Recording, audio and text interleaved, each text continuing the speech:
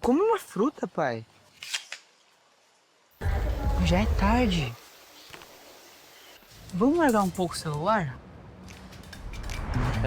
Filho, tá mandando bem. Tu já pode cuidar do teu dinheiro. Seu Banriway dá pra usar Pix, Banricompras, tem um cartão só teu e eu acompanho tudo pelo app. Quer ver como funciona? É só acessar o QR Code. Banriway, a vida financeira do seu filho começa aqui.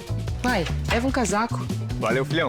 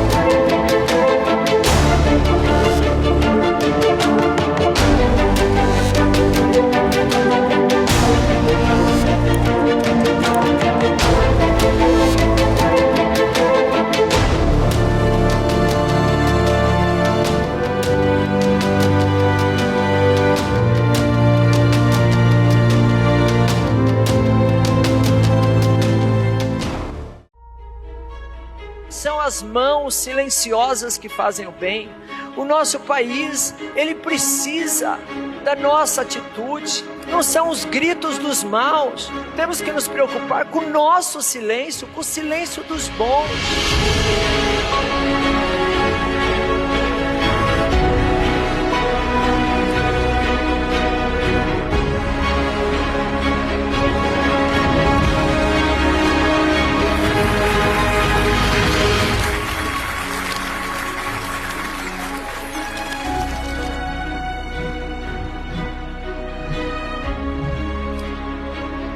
Candidato, uma mensagem para os gaúchos. Bom, boa tarde. Estou aqui com meu amigo Zuco, nosso pré-candidato a governo. Uma grande honra estar aqui na PUC para participar desse grande evento liberal. Falar um pouquinho aqui da nossa economia, da nossa preocupação com os rumos que o país está seguindo e, obviamente, mostrar qual caminho que nós achamos que é o melhor para o Brasil, que é o da prosperidade, diferente do que está acontecendo hoje. E a composição para vice, o senhor falou sobre Tereza Cristina, Zema está em Porto Alegre também, o que o senhor pensa sobre isso? Bom, assim, mais uma vez, está muito longe para tratar de vice ainda. Estou conversando com algumas pessoas. A Tereza é um quadro qualificadíssimo, o Zema também, mas ele é um pré-candidato pelo Novo. Então, conversa vai sempre ter, as articulações e mais para frente é que a gente dá o passo concreto. Agora que o cenário se estabilizou com o fim da janela partidária e as conversas são com os partidos e quando houver ali uma convergência programática, eu não vejo problema nenhum da gente tomar a melhor posição mais lá para frente um pouquinho. Senador, ontem estiveram aqui Ronaldo Caiado, Romeu Zema, Aldo Rebelo. Como é que o senhor enxerga essa pulverização no campo da direita? Mais uma vez, eu acho que são todos nomes que têm um alinhamento de centro-direita. Eu acho que o debate é importante, ainda mais num espaço aqui como esse, né? Eu não vejo uma pulverização. Eu acho que quem tem problema não é a direita, quem tem problema é a esquerda, que só tem um candidato e horroroso, né? É a mercadoria vencida, né? Um produto fadigado que é o Lula, e não tem absolutamente ninguém que possa substituí-lo.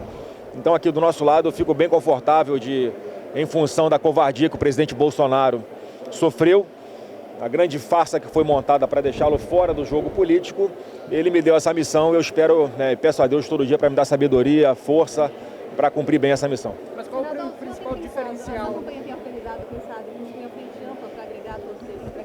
Olha, eu acho que isso vai acontecer de forma natural, seja num primeiro momento, seja lá na eleição, se houver um segundo turno. Então isso aí acho que vai acontecer naturalmente. Há uma convergência de todos que para que o Brasil volte a prosperar, o primeiro passo é tirar o PT do governo. Acho que esse é o alinhamento principal que tem de todos nós. Senador, recentemente, passaram que o Caiado tem mais potencial para tirar votos do senhor do que Eduardo Leite. Como é que o senhor avalia?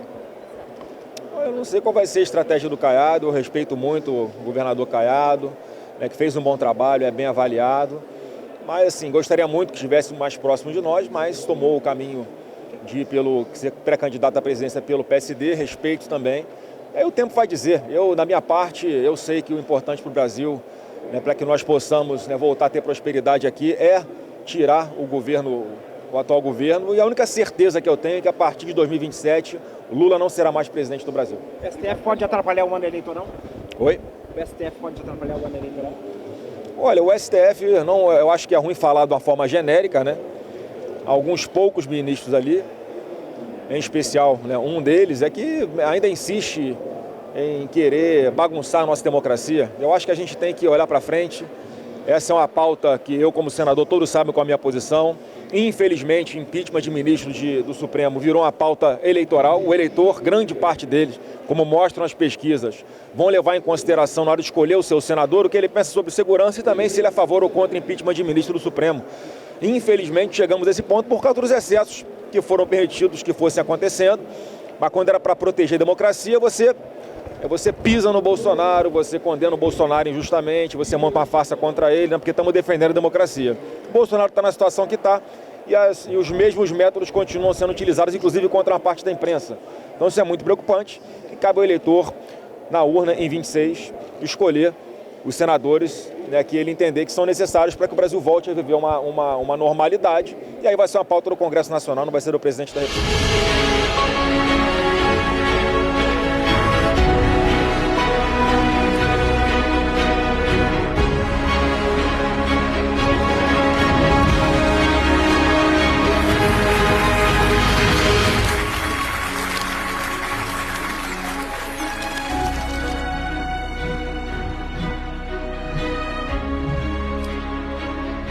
Solimar Amaro, diretor institucional da PUC do Rio Grande do Sul.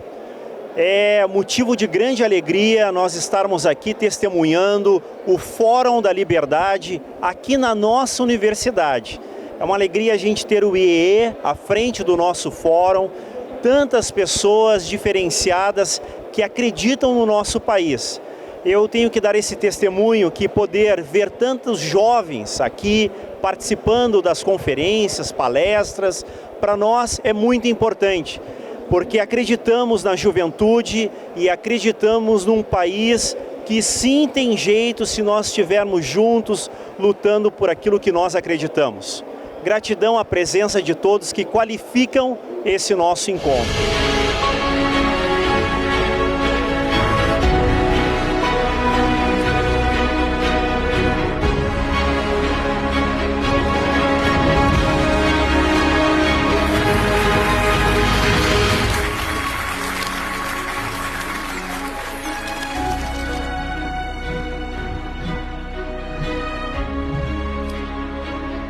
Olá, Nelson Ramalho, do Mulibuli, uma empresa voltada para a gastronomia, e também estou presidente do SINDA, Sindicato de Hospedagem e Alimentação, aqui prestigiando mais uma edição do Fórum da Liberdade, onde nós estamos tendo uma frequência e um número de visitantes extremamente grande e muito qualificado, e com palestras também maravilhosas. Ontem com Luciano Hang, Paulo Guedes, hoje teremos a presença do presidenciável Flávio Bolsonaro, entre tantas outras palestras e tantos debates. Isso é o nosso Rio Grande, sempre trazendo e com o olho no futuro.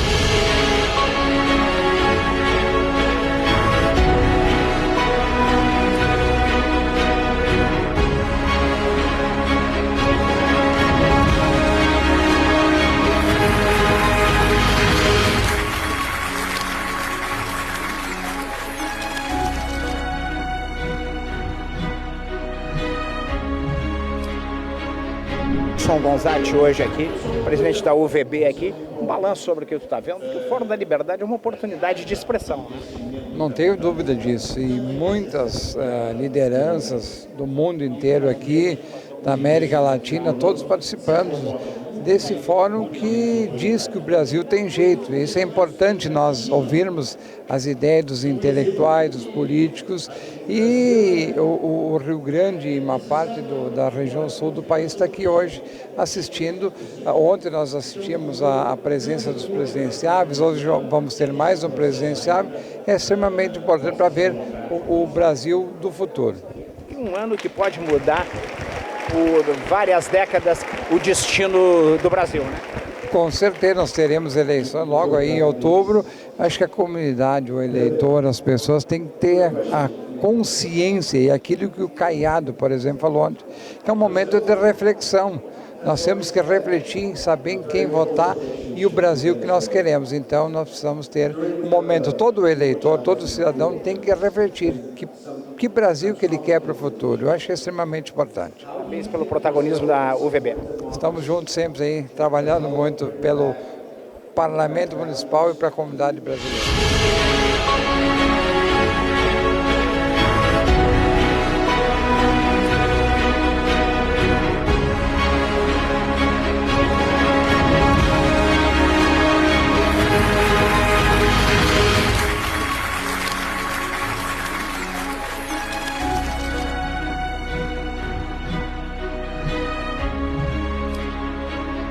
Hoje estamos aqui na segunda tarde do Fórum da Liberdade, como presidente da Federação da Agricultura do Estado do Rio Grande do Sul, para valorizar esse grande evento.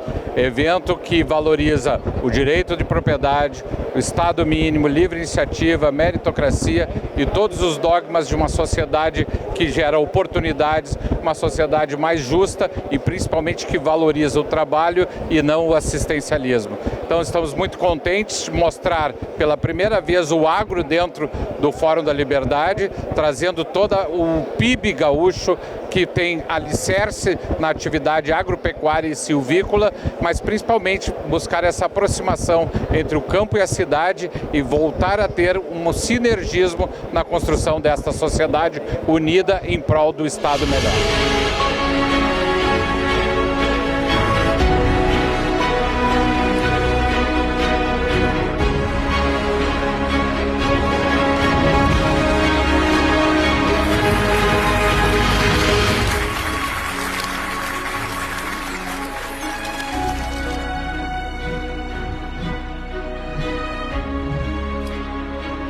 A importância do Fórum da Liberdade é construir um penso para mostrar para a sociedade que o Brasil precisa ser mais competitivo. Se nós não diminuir a máquina pública, se nós não transformar a coisa pública em algo mais eficiente, algo mais transparente, infelizmente a gente não vai estar gerando competitividade para o setor produtivo. Só para o senhor e para a senhora ter uma ideia, o Brasil tem 7 milhões de leis. 7 milhões de leis. O país que mais tem leis depois do Brasil é a França, com 200 mil. Só lei tributária nós temos mais de 500 mil leis. É por isso que o STF interpreta a lei que o interessa para poder construir, de certa forma, e fragilizar o sistema político e todo o sistema brasileiro. Então a gente precisa, obviamente, ter mais competitividade na logística, a gente precisa ter mais liberdade para quem empreende, e principalmente diminuir o custo Brasil. A CNI, junto com a Fiergs, em maio, vai entregar para a sociedade uma atualização do custo Brasil, onde bota o eixo da segurança pública também como um viés. Infelizmente, a gente tem que investir muito em segurança pública num país inseguro e isso gera custo. Sem falar que 21% do nosso PIB está atrelado à logística, enquanto que nos Estados Unidos é só 8%. A indústria pode ser a mola propulsora do desenvolvimento do Estado, mas ela precisa ser competitiva. A gente tem muito potencial para transição energética, para ser mais capaz. Só para os senhores terem uma ideia, 60% das máquinas agrícolas fabricadas no Brasil são fabricadas no Rio Grande do Sul. Foi a tecnologia no campo que fez o gaúcho produzir mais alimentos e colonizar todo o oeste brasileiro. Então nós temos uma capacidade de gestão, de desenvolvimento que serviu de alicerce para o país. O que nós precisamos sim agora é diminuir a máquina, ser mais competitivo para que o governo pare de atrapalhar quem empreende no nosso país.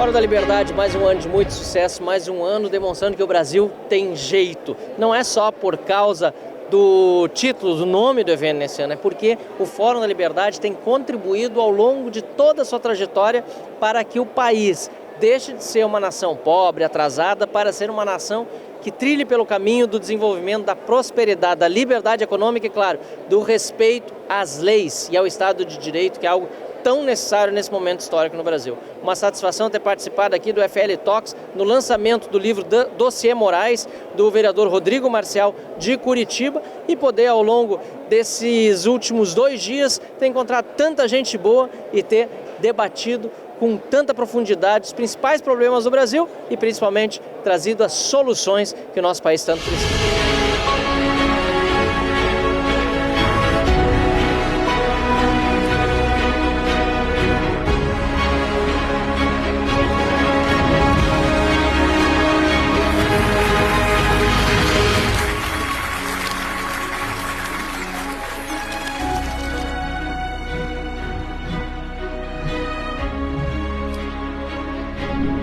Felipe, vereador de Porto Alegre pelo Partido Progressistas.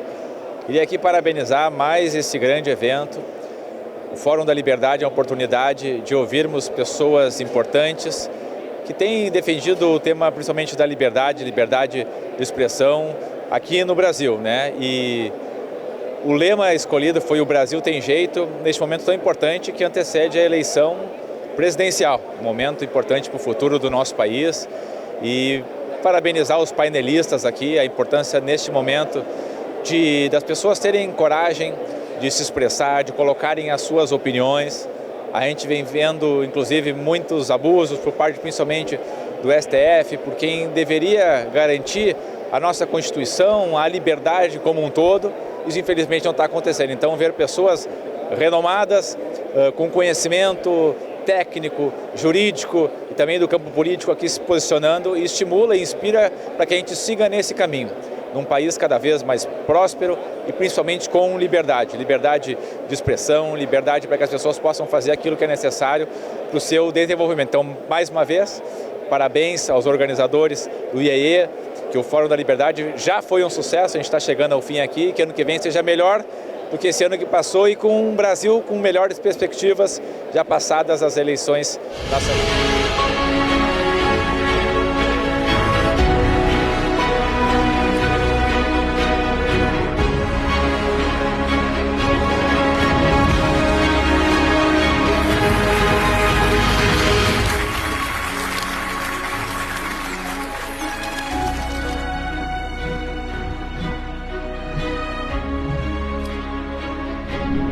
Nós estamos acompanhando mais uma grande edição do Fórum da Liberdade, que é um espaço privilegiado de debates, de formulação de pensamento político e principalmente pela defesa da liberdade. Tivemos aqui grandes painéis, tivemos aqui o Coppola, tivemos aqui o Fernando Schiller, tivemos aqui muitos debatedores que realmente apontaram uma série de caminhos importantes, e eu tenho certeza que, mais uma vez, nós estamos entrincheirando, não é? Colocando os valores do liberalismo, os valores republicanos, os valores do Estado democrático de direito, não é? Que sustentam qualquer processo de transformação econômica e social do nosso país. Aqui se discutiu muito, não é, que o Brasil tem jeito, que o Brasil tem um povo criativo, empreendedor, com todas as condições de fazer uma grande mudança no nosso país. O tema do fórum foi realmente muito importante. O Brasil tem jeito.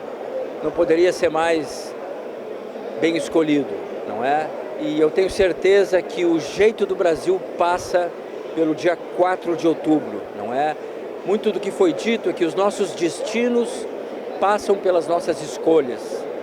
E é nesse sentido que a nossa liberdade precisa ser bem exercitada. Trabalhar fortemente para que o Brasil nunca chegue nesse ponto e não tenha outro caminho a não ser um mercado livre e propostas liberais na economia.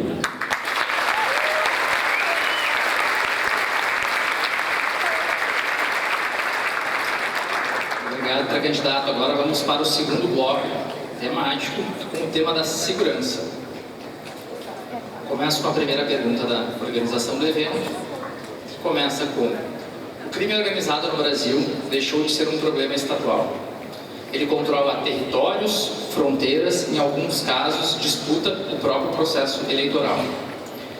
Estima-se que pelo menos 30 milhões de pessoas, 30 milhões de brasileiros vivam sob o controle do crime organizado. E aqui só a título de informação a todos, ontem o candidato Caiado comentou sobre o número cerca de 60, e aí a gente inclusive fez uma pesquisa rápida, então há pesquisas que colocam valores diferentes, mas convenhamos que 30 milhões de pessoas é bastante gente. De qualquer forma, então a gente já tem um número inconcebível de pessoas que vivem sob o controle do crime organizado. No último ano também se falou muito sobre soberania internacional, mas se fala pouco sobre a falta de soberania no próprio território brasileiro. A nossa taxa de mortes violentas intencionais é de 21 brasileiros a cada 100 mil, números comparáveis a um país em guerra. Qual é a visão do senhor sobre o papel da União neste combate e que instrumentos legais propõe para desmantelar as facções? Tiago, você tem uma coisa que todos nós que somos pré-candidatos temos que ser radicais nessa parte da segurança pública e defesa da nossa soberania.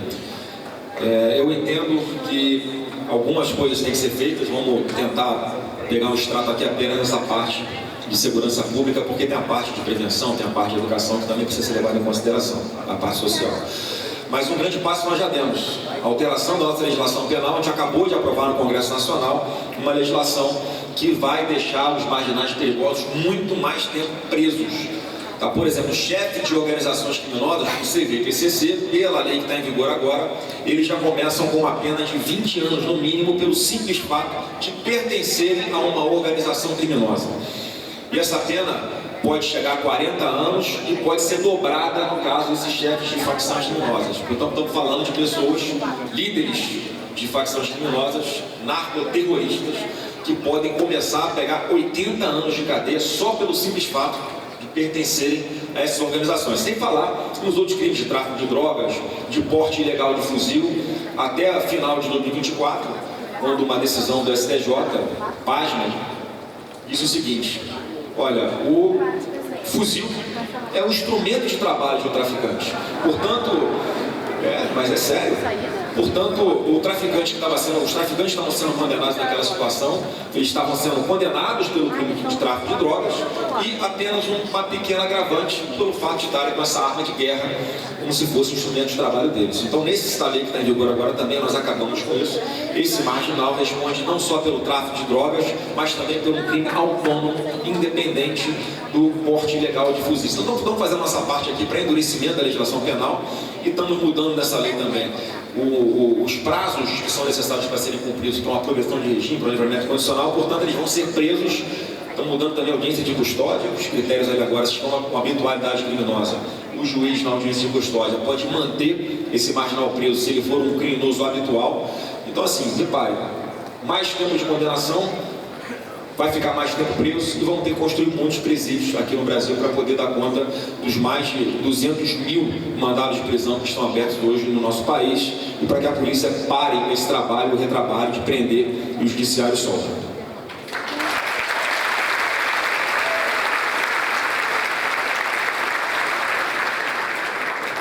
Obrigado. Agora vamos à pergunta sobre segurança enviada pela nossa plateia. No último ano, o momento em que Lula mais cresceu nos índices de pesquisa, no momento em que Lula mais cresceu nos índices de pesquisa, correspondeu ao momento em que seu irmão Eduardo Bolsonaro foi aos Estados Unidos defender a aplicação de tarifas. O PT alega ter como agenda a soberania do Brasil.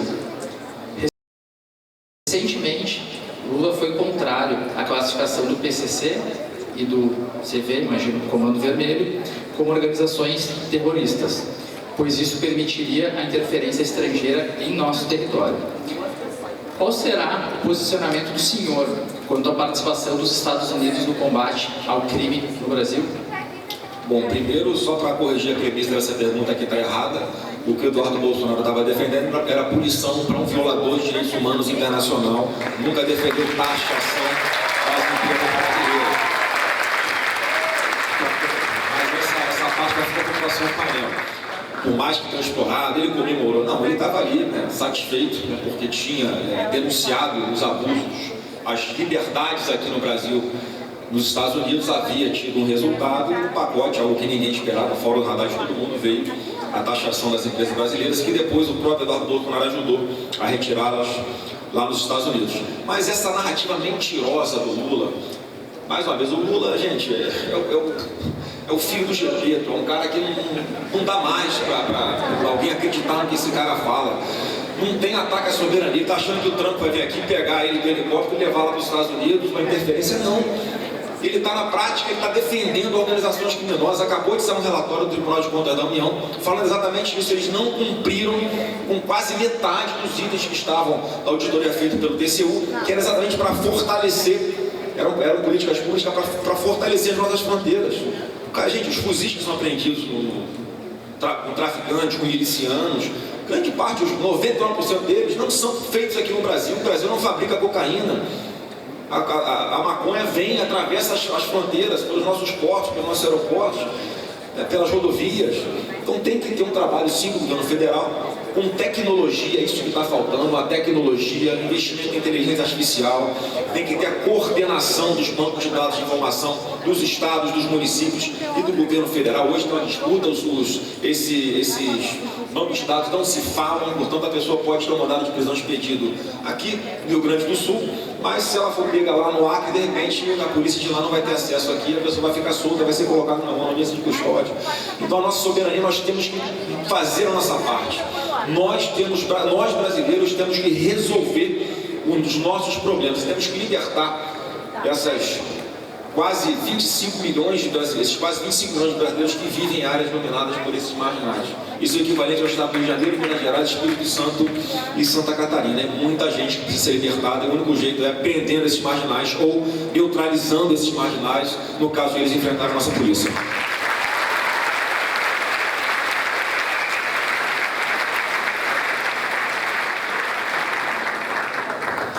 Agora vamos ao terceiro bloco temático, terceiro e último, um assunto de instituições e Estado de Direito. A pergunta desenvolvida pela organização começa: o Brasil vive uma tensão crescente entre os poderes. O judiciário exerce um protagonismo excessivo e vive uma crise reputacional que deslegitima as decisões que adota. Já o Legislativo, por outro lado, possui uma posição de protagonismo como nunca teve, valendo-se de emendas parlamentares para controlar parte relevante do orçamento. Como o governo do senhor, se eleito, enfrentaria esse desequilíbrio de forma concreta, indo além do discurso? Qual é o papel do Executivo e como frear o agigantamento dos outros poderes, em especial o do Judiciário? Bom, é óbvio que qualquer governo que se inicia a partir de 27 vai ter que fazer uma reforma do Judiciário, sim. Não faltam